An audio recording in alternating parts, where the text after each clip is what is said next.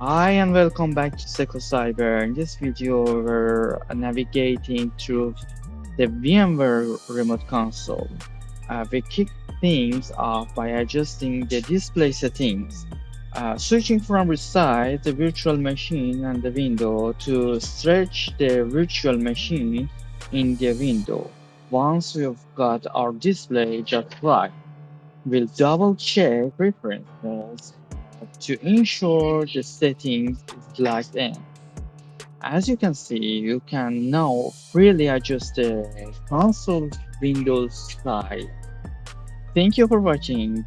Please don't forget to like and subscribe for more tech tutorials. If you appreciate this kind of support, check the description for ways you can donate to the channel. Have a nice time. Bye.